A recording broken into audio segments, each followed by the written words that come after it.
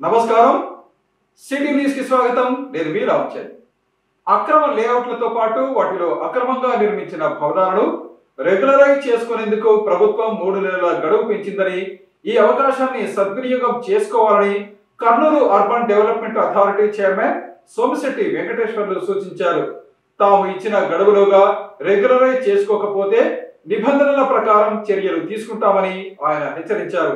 నగరంలో జరిగిన విలేకరుల సమావేశంలో Kurnool urban development authority chairman Somisetti Venkateswarlu మాట్లాడుతూ అక్రమ లేఅవుట్లతో స్థలాలు అమ్మిన వారికి, కొనుగోలు చేసిన వారికి, అలాగే అనుమతులు లేకుండా భవనాలు నిర్మించిన వారికి వాటిని రెగ్యులరైజ్ చేసుకునేందుకు ప్రభుత్వం మరో 3 నెలలు గడువు పెంచిందని తెలిపారు. చాలామంది అక్రమ లేఅవుట్లతో స్థలాలను విక్రయించారని, అవగాహన లేకుండా కొంతమంది వాటిని కొనుగోలు చేశారని తెలిపారు. దీనివల్ల కొనుగోలు చేసిన వారు అందులో భవనాలు నిర్మించుకునేందుకు ఎలాంటి అవకాశం లేకుండా ఇబ్బందులు పడుతున్నారని తెలిపారు. అలాగే కొంతమంది అనుమతులు లేకుండా భవనాలు నిర్మించారని, అలాంటి వారు కూడా వాటిని రెగ్యులరైజ్ చేసుకునేందుకు ఇది మంచి అవకాశమని తెలిపారు. ఈ అవకాశాన్ని సద్వినియోగం చేసుకుని తమ స్థలాలతో పాటు భవనాలను ఇందుకు సంబంధించిన ఆ రుసుము చెల్లించి రెగ్యులరైజ్ చేసుకోవాలని సూచించారు. తాము ఇచ్చిన గడువులోగా రెగ్యులరైజ్ చేసుకోకపోతే అలాంటి వాటిని కూల్చివేయక తప్పదని ఆయన హెచ్చరించారు. అందరికీ నమస్కారం. రాష్ట్ర ప్రభుత్వం ప్రజలకు మంచి అవకాశం ఇచ్చింది. ఏదైతే ఇల్లు కట్టించుకోవాలనుకున్న వాళ్ళకి కానీ, ఫ్లాట్ అప్రూవల్ లేకుండా కొన్నటువంటి పొరపాటు కొన్న వాళ్ళకి కానీ, ఇల్లు అప్రూవల్ లేకుండా కట్టించిన వాళ్ళకి కానీ ప్రభుత్వం ఇప్పుడు ఒక అవకాశం ఇచ్చింది. ఎందుకంటే ఎల్ఆర్ఎస్ రెగ్యులరైజేషన్ ప్లాట్ మీరు అప్రూవల్ లేకుండా కొన్నటువంటి చాలామంది వ్యక్తులు ఉన్నారు. వాళ్ళు ఎక్కడ పొరపాటు పడి కొన్నారో కానీ రేటు తక్కువని కొని ఈరోజు ఇబ్బంది పడుతున్నారు. ఇల్లు కట్టించుకోవాలంటే మీకు బ్యాంకులు క్లియరెన్స్ ఇవ్వాలి, అదేవిధంగా నీటి వసతి కావాలి, కరెంటు వసతి కావాలి. ఇవన్నీ కావాలంటే ఆ ప్లాట్ అప్రూవల్ అయి ఉండాలి. అందుకనే ప్రజలు ఇబ్బంది పడకుండా ఎల్ఆర్ఎస్ ప్రభుత్వం మీకు జీవో తెచ్చి 3 నెలలు ఫస్ట్ ఇచ్చింది. తర్వాత మళ్ళీ ఒక 3 నెలలు ఇప్పుడు కూడా ఎక్స్టెన్షన్ చేశారు. దీనికి ప్రతి ఒక్కరు ప్రజలు ప్రభుత్వాన్ని సహకరించాలా, దానికి సంబంధించిన రుసుము చెల్లించి రెగ్యులరైజ్ చేసుకోండి. మీకు అన్ని విధాలు ప్రభుత్వం సహకరిస్తుంది. అదేవిధంగా కొత్తగా 3 రోజుల ముందు బీపీఎస్ కూడా బిల్డింగ్ ఎవరైతే ప్రభుత్వానికి చెప్పకుండా, ప్రభుత్వానికి తెలియకుండా అప్లై చేసుకోకుండా ఏదైతే ఇల్లు కట్టుకున్నారో అటువంటి వాళ్ళకు కూడా ప్రభుత్వం ఎలా గొప్ప అవకాశం ఇచ్చింది. బీపీఎస్ స్కీమ్ తెచ్చి మీకు కూడా జీవో ఇష్యూ చేసింది ప్రభుత్వం. దీనికి కూడా మీరు రెగ్యులేషన్ చేసుకోవాలంటే దానికి సంబంధించినటువంటి ఇంటి ప్లాన్లు కానీ, ఆ స్థలం డాక్యుమెంట్స్ కానీ ఇవన్నీ కూడా కూడాకు మీరు అప్లై చేసుకుంటే దానికి సంబంధించిన రుసుము చెల్లిస్తే ఖచ్చితంగా ఇవన్నీ మీకు రెగ్యులరైజ్ చేయబడుతుంది. మీకు ఏ ఇబ్బంది పడవద్దండి. అదేవిధంగా కొన్నిసార్లు మంత్రాలయం లాంటి జాగ్రత్తలలో లాడ్జీలు కట్టారు. ఇల్లు తీసుకొని ఇది భవన నిర్మాణం అని చెప్పేసి కింద ఇల్లు పైన రూములు కట్టి లాడ్జీలు నడుపుతున్నారు. అటువంటి వాళ్ళకు కూడా ఇలా గొప్ప అవకాశం ఇస్తాం. మీరు ఖచ్చితంగా దానికి సంబంధించినటువంటి అన్ని డాక్యుమెంట్ సమర్పించి అప్రూవల్ తీసుకోండి. అప్రూవల్ తీసుకోకపోతే ఈ టైం అయిపోయిన తర్వాత పొరపాటు ఏ ఒక్కరు కూడా ప్రభుత్వానికి వ్యతిరేకంగా మీరు చేసినా లాస్ట్ తర్వాత ఇది అయిపోయిన తర్వాత మీ బిల్డింగ్లు కూల్చివేయబడును. ఇటువంటి అవకాశం మీకు వచ్చినప్పుడు సద్వినియోగం చేసుకొని ప్రభుత్వం రావాల్సిన రుసుము చెల్లించి రెగ్యులరైజేషన్ చేసుకోవాలని మీకు అందరికీ వినయపూర్వకంగా నేను విజ్ఞప్తి చేస్తున్నాను. విద్యార్థులు పండిట్ జవహర్లాల్ నెహ్రూ జీవితాన్ని ఆదర్శంగా తీసుకుని జీవితంలో ఉన్నత స్థాయికి చేరుకోవాలని శ్రీలక్ష్మి ఇంగ్లీష్ మీడియం పాఠశాల డైరెక్టర్ దీక్షిత్, ప్రిన్సిపల్ అరుణశ్రీ కోరారు. ఈ మేరకు పాఠశాలలో బాలల దినోత్సవ వేడుకలను ఘనంగా నిర్వహించారు. ఎన్ఆర్పేటలో ఉన్న శ్రీలక్ష్మి ఇంగ్లీష్ మీడియం పాఠశాలలో పండిట్ జవహర్లాల్ నెహ్రూ జయంతిని పురస్కరించుకుని బాలల దినోత్సవ వేడుకలను ఘనంగా నిర్వహించారు. ఈ సందర్భంగా జరిగిన కార్యక్రమంలో పాఠశాల డైరెక్టర్ దీక్షిత్, పాఠశాల ప్రిన్సిపల్ శ్రీమతి అరుణశ్రీతో పాటు పాఠశాల అధ్యాపక బృందం పాల్గొన్నారు. ఈ సందర్భంగా చిన్నారులు చక్కటి నృత్యాలతో కార్యక్రమంలో సందడి చేశారు. ఈ కార్యక్రమంలో విద్యార్థులతో పాటు వారి తల్లిదండ్రులు పాల్గొన్నారు. ఈ సందర్భంగా సర్వేపల్లి విద్యానిలయం డైరెక్టర్ దీక్షిత్, ప్రిన్సిపల్ అరుణశ్రీ మాట్లాడుతూ పండిట్ జవహర్లాల్ నెహ్రూ జయంతిని పురస్కరించుకుని తమ పాఠశాలలో బాలల దినోత్సవ వేడుకలను ఘనంగా నిర్వహిస్తున్నామని తెలిపారు. ఈ నెల 14వ తేదీ బాలల దినోత్సవం వేడుకలను దేశవ్యాప్తంగా నిర్వహిస్తారని తెలిపారు. ఈ సందర్భంగా తమ పాఠశాల విద్యార్థులు సాంస్కృతిక కార్యక్రమాలతో కార్యక్రమానికి వన్నె తీసుకువచ్చారన్నారు. ఈ కార్యక్రమానికి సహకరించిన విద్యార్థుల తల్లిదండ్రులకు ధన్యవాదాలు తెలిపారు. విద్యార్థులు పండిట్ జవహర్లాల్ నెహ్రూ జీవితాన్ని ఆదర్శంగా తీసుకుని జీవితంలో ఉన్నత స్థాయికి చేరుకోవాలని వారు కోరారు. భావి తరానికి ఈ 21st సెంచరీ స్కిల్స్ అనేటివి చాలా పెద్ద విషయం అండి. Critical analysis, critical thinking, artificial intelligence కూడా మనకు ముందుకు రావడం, టెక్నాలజీగా ఎంతో ముందుకు రావడం జరుగుతుందో వీటన్నిటినీ మీ పిల్లల్ని తయారు చేయడం జరుగుతుంది. సో మీ అందరి ఆశీస్సులతో మన పిల్లలు చెప్పినట్టు I am the only one from the AP and Telangana in the year 2025 to receive innovator in education award at the prestigious House of Lords, British Parliament. I thank all the parents, all the students and all the teachers for supporting me. My students are my constant source of inspiration. నాకు ఎవరైనా inspiration ఇస్తున్నారు అంటే అది పిల్లలు మాత్రమేనండి. మేము పిల్లల కోసం చేయడానికి ఎంత దూరమైనా వెళ్తాం. ప్రతి పిల్లవాడికి లాగిన్ ఐడి పాస్వర్డ్ ఇవ్వడం జరుగుతుంది. వాళ్ళు ఇంగ్లీష్ ఎంత బాగా మాట్లాడుతున్నారో కంప్యూటర్ రికార్డ్ చేసుకుంటుంది. మీకు అందరికీ బహుశా వాట్సాప్లో వీడియోస్ వస్తూనే ఉంటాయి అవన్నీ. సో పిల్లలు కంప్యూటర్తో మాట్లాడి వాళ్ళ ఇంగ్లీష్ లాంగ్వేజ్ని డెవలప్ చేసుకుంటారు. అది కూడా ఆ బర్లింగ్టన్ ఇంగ్లీష్ కర్నూలుకి ఓన్లీ శ్రీలక్ష్మి స్కూల్కి మాత్రమే ఇవ్వడం జరుగుతుంది. వేరే స్కూల్స్లో ఎవ్వరికి ఇవ్వరండి నెక్స్ట్ 4 to 5 years. సో అలా మనం ఏదైనా సరే శ్రీలక్ష్మి చదివే విద్యార్థులు అన్నిట్లో ముందుండాలని చెప్పి మేము ఎంతగానో కొత్త విషయాన్ని తీసుకొచ్చి చాలా కష్టపడుతున్నాము. బాలల దినోత్సవ వేడుకలను అంగరంగ వైభవంగా జరుపుకుంటున్నాం కదా. ఈ కార్యక్రమానికి ఇంత చక్కగా మీరందరూ విచ్చేసి మీ పిల్లల్ని బాగా ముస్తాబు చేసి మీ పిల్లల్లో ఉండేటువంటి కళాత్మక నైపుణ్యాలన్నింటినీ చూసి ఆనందించడానికి తరలి వచ్చినటువంటి తల్లిదండ్రులందరికీ కూడా నా కృతజ్ఞతాభివందనాలు.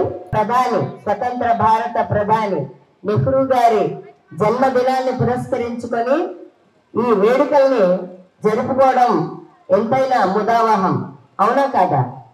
మరి అందుకే ఒక పాట ఉంది, ఎర్ర గులాబీ ఎర్ర గులాబీ ఎదపై దాల్చిన శాంతి దూత మన నెహ్రూజీ, ఎల్లలు దాటిన సౌజన్యానికి మారు పేరు మన నెహ్రూజీ. మరి అటువంటి గొప్ప వాళ్ళ స్థాయికి మీ పిల్లలందరూ కూడా చేరుకోవాలని చెప్పేసి ఆశిస్తూ అందరికీ బాలల దినోత్సవ శుభాకాంక్షలు. మధుమేహ వ్యాధి ఉన్నవారు వైద్యుల పర్యవేక్షణలో మందులు వాడటంతో పాటు జీవన శైలిలో మార్పులు చేసుకోవాలని, లేకపోతే అది శరీరంలోని ఇతర అవయవాలపై ప్రభావం చూపుతుందని మధుమేహ వ్యాధి వైద్య నిపుణులు డాక్టర్ శ్రీకాంత్ రెడ్డి అన్నారు. ఈ మేరకు ప్రపంచ మధుమేహ వ్యాధి దినోత్సవం సందర్భంగా ఆయన ఆధ్వర్యంలో అవగాహన కార్యక్రమాన్ని నిర్వహించారు. నాగిరెడ్డి రెవెన్యూ కాలనీలో ఉన్న కేర్ పాలీక్లినిక్కు చెందిన ప్రముఖ మధుమేహ వ్యాధి వైద్య నిపుణులు డాక్టర్ శ్రీకాంత్ రెడ్డి ఆధ్వర్యంలో ప్రపంచ మధుమేహ వ్యాధి దినోత్సవాన్ని పురస్కరించుకొని అవగాహన కార్యక్రమాన్ని నిర్వహించారు. ఈ సందర్భంగా మానవాహారం నిర్మించి మధుమేహ వ్యాధి లక్షణాలు, చికిత్స, తీసుకోవలసిన జాగ్రత్తలపై అవగాహన కలిగించారు. అనంతరం ప్రముఖ మధుమేహ వ్యాధి వైద్య నిపుణులు డాక్టర్ శ్రీకాంత్ రెడ్డి మాట్లాడుతూ మధుమేహ వ్యాధితో బాధపడుతున్న వారు వైద్యుల సలహా మేరకు మందులు వాడటంతో పాటు జీవన శైలిలో మార్పులు చేసుకోవాలని సూచించారు. ప్రతిరోజు వ్యాయామం చేయటంతో పాటు ఆహారపు అలవాట్లలో కూడా మార్పులు చేసుకోవాలని ఆయన సూచించారు. ఒక్కసారి మధుమేహ వ్యాధి వచ్చింది అంటే దానిని నియంత్రణలో ఉంచుకోవటం మినహా పూర్తిగా నయం చేయలేమని ఆయన వివరించారు. మధుమేహ వ్యాధితో ఉన్నవారు వైద్యుల పర్యవేక్షణలో మందులు వాడి దానిని నియంత్రణలో ఉంచుకోకపోతే అది శరీరంలోని మిగతా అవయవాలపై ప్రభావం చూపి వాటి పనితీరును దెబ్బతీస్తుందని తెలిపారు. ఈ విషయాన్ని దృష్టిలో ఉంచుకొని ప్రతి ఒక్కరూ మధుమేహ వ్యాధిపై అవగాహన పెంపొందించుకొని ఆ వ్యాధి రాకుండా అవసరమైన జాగ్రత్తలు పాటించాలని సూచించారు. ఈరోజు world diabetes day November 14th. అనగా ఈ డయాబెటీస్ అనే ఒక మెటబాలిక్ కండిషన్ గురించి ప్రపంచం అంతటా ఉంది కాబట్టి దీని గురించి అవేర్నెస్ జనాల కోసం తీసుకొచ్చేందుకు భాగంగా మేము కూడా ఈరోజు కేర్ పాలీక్లినిక్ శ్రీ డయాబెటీస్ నుండి ఒక చిన్న వాక్ చేశాము.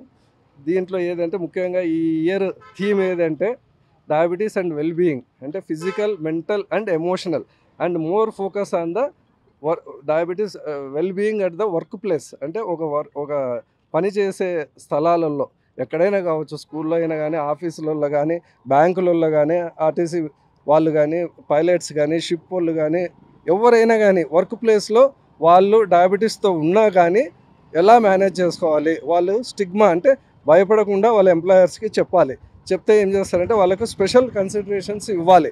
అంటే డయాబెటిక్ పేషెంట్ అంటే వాడు ట్యాబ్లెట్లు వేసుకోవాలి, ఇన్సులిన్ వేసుకొని ఉంటాడు కాబట్టి టైంకి వాళ్ళకు కొంచెం ప్రొవిజన్ ఇచ్చి తినడానికి, ఆహారం తినడానికి, లేదా మందులు వేసుకున్నాక కొంచెం రెస్ట్ కోసం వాళ్ళకు పర్మిషన్స్, వాళ్ళ వెల్బీయింగ్ని మనం చూసుకోవాలి. ముఖ్యంగా చిన్న స్కూల్స్లో కూడా ఏంటంటే టైప్ 1 పేషెంట్స్ ఉంటారు కాబట్టి వాళ్ళు పొద్దున్నే ఇన్సులిన్ వేసుకొని వచ్చింటారు.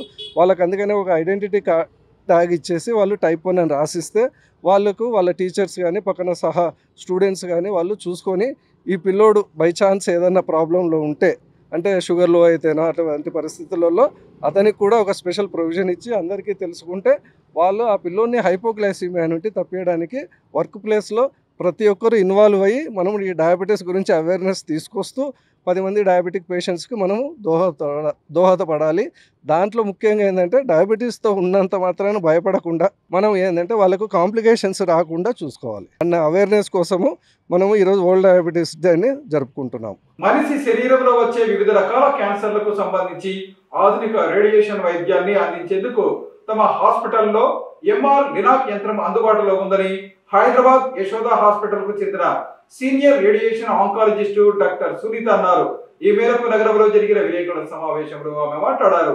నగరంలో జరిగిన విలేకరుల సమావేశంలో హైదరాబాద్ యశోద హాస్పిటల్ కు చెందిన సీనియర్ ఆంకాలజిస్టు డాక్టర్ సునీత మాట్లాడుతూ శరీరంలో కనిపించే వివిధ క్యాన్సర్లకు సంబంధించి ప్రస్తుతం అద్భుతమైన చికిత్స అందించేందుకు తమ హాస్పిటల్లో ఎంఆర్ లినాక్ అనే అధునాతన యంత్రం అందుబాటులో ఉందని వివరించారు.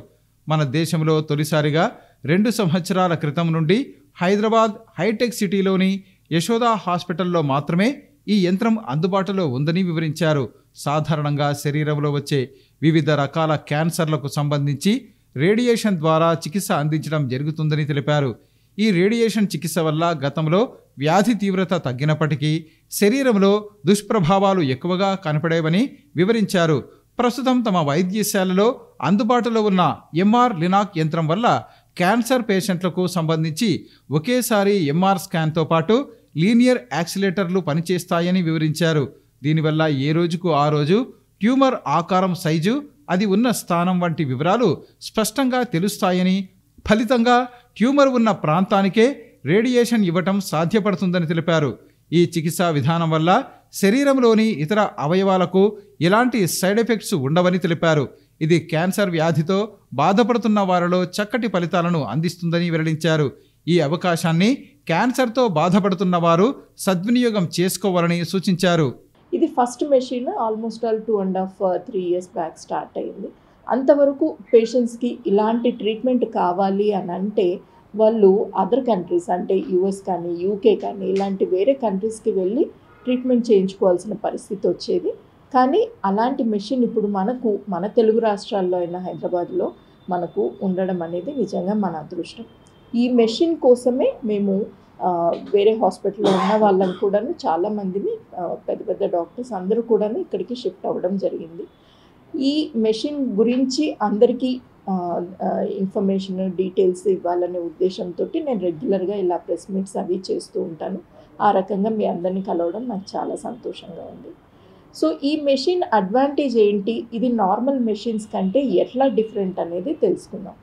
నార్మల్ మెషిన్స్లో ఏమవుతుంది అని అంటే కరెక్ట్గా ట్రీట్మెంట్ వెళ్ళాలి అని అంటే ఆ ట్యూమర్కి చుట్టుపక్కల ఖచ్చితంగా ఒక 1 or 2 centimeters మార్జిన్ తీసుకుంటే కానీ మనకు ఆ ట్యూమర్కి కరెక్ట్గా ట్రీట్మెంట్ వెళ్ళదు. ఎందుకు అని అంటే వీళ్ళందరూ కొంత ఎల్డర్లీ పేషెంట్స్ ఉంటారు, కొంతమందికి గ్యాస్ ప్రాబ్లమ్స్ ఉంటాయి. ఇలాంటి వల్ల ఏమవుతుంది, రెక్టము తర్వాత ఇవి గ్యాస్ తోటి ఉబ్బి మనకు ట్రీట్మెంట్ ఫీల్డ్లోకి రావటము, దానివల్ల రెక్టమ్కి ఎక్కువగా డోస్ వెళ్ళటము, ఇలాంటి ప్రాబ్లమ్స్ అన్నీ నార్మల్ స్ట్రక్చర్స్కి అన్నీ కూడా సైడ్ ఎఫెక్ట్స్ వస్తూ ఉంటాయి. వాటిని తగ్గించడానికి ఈ మెషిన్ ఏం చేస్తుందంటే కరెక్ట్గా ట్యూమర్ని లోకలైజ్ చేస్తుంది. దీనికి మనకు ఆర్టిఫిషియల్ ఇంటెలిజెన్స్ అనేది చాలా ఇంపార్టెంట్ అన్నమాట. ఇది అవ్వదండి, ఎందుకంటే దీని కాస్టే చాలా కాస్ట్లీ మెషిన్. ఎందుకంటే అదర్ కంట్రీస్లో కంపేర్ చేసుకుంటే కనుక అట్లీస్ట్ 1/10 కూడా కాస్ట్ ఉండదు అనమాట ఇండియాలో వచ్చిన దీంట్లో. కరెక్ట్గా ఇంత అని చెప్పడానికి కుదరదు, ఒక్కొక్క డిసీజ్ని బట్టి ఉంటుంది, నెంబర్ ఆఫ్ ఫ్రాక్షన్స్ని బట్టి కూడాను ఉంటుంది. అంటే ఎన్ని సిట్టింగ్స్ అవసరం పడుతుంది, ఒకవేళ తక్కువ సిట్టింగ్స్లో చేయడానికి వీలైంది అనుకోండి, అప్పుడు చాలా తక్కువలో అయిపోతుంది. ఈ మిగతా రేడియేషన్స్లో కొన్నిసార్లు మనకు తక్కువ సిట్టింగ్స్లో చేయడానికి కుదరకపోవచ్చు. కానీ ఇప్పుడు ప్రాస్టేట్ కేసులో అంటే మీరు ఒక ప్రాస్టేట్ క్యాన్సర్ పేషెంట్ తీసుకుంటే పాత పద్ధతిలో చేయాలి అని అంటే మినిమం 20 ఫ్రాక్షన్స్ కానీ 30 సిట్టింగ్స్ కానీ ట్రీట్మెంట్కి అవసరం పడేది. ఇప్పుడు ఈ ట్రీట్మెంట్ వల్ల మనము ఎంఆర్లో చాలా కరెక్ట్గా మనం లోకలైజ్ చేయగలుగుతున్నాం కాబట్టి దానికి మాత్రమే చేయగలం కాబట్టి 5 ఫ్రాక్షన్స్లో 5 సిట్టింగ్స్లో మాత్రమే ట్రీట్మెంట్ కూడా ఫినిష్ చేయగలుగుతున్నాం. ఇవి ఈనాటి సిటీ న్యూస్. తిరిగి రేపు ప్రసారం అయ్యే సిటీ న్యూస్లో మళ్ళీ కలుసుకుందాం. అంతవరకు సెలవు, నమస్కారం.